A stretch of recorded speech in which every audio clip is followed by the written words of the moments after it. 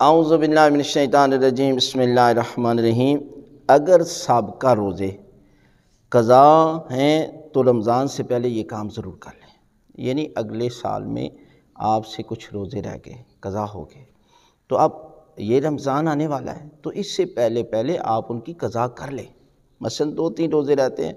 تو ابھی بھی 2-3 روزے جو ہے وہ ماہ شعبان میں 2-3 جو ہے وہ دن رہتے ہیں،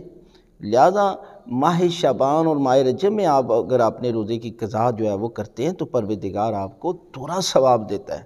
ایک تو رجب اور شعبان میں روزے کی بہت زیادہ فضیلت ہے، مستحب روزہ رکھنا۔ ایک روزہ رکھتا ہے بندہ تو پروردگار اس پر جنت کو واجب قرار دیتا ہے، اور ایک قضا بھی آپ کی ہو جاتی ہے۔ لہذا ہمیشہ جب بھی آپ ماہ رجب اور شعبان میں مستحب روزہ رکھنا چاہتے ہیں تو آپ قضا کی نیت سے رکھیں، لہذا آپ کی قضا بھی ادا ہو جائے گی اور ماہ رجب اور شعبان کے مستحب روزے کا بھی ثواب مل جائے گا، اور یہ قضا ساری زندگی آپ پر واجب ہے۔ آپ یہ نہیں کر سکتے کہ 3 پاؤ آٹا دے کر اپنی جان چھڑا لیں،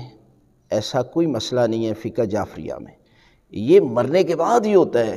کہ اولاد میں سے بڑا بیٹا ایسا کر سکتا ہے روزے کے طور پر، لیکن یہ کسی صورت میں ہر شخص پر جتنے بھی روزے قضا ہیں اسے ادا کرنے چاہیے، اور فوراً آئندہ ماہ رمضان سے پہلے انہیں ان کی قضا جو ہے وہ پوری کرنی چاہیے۔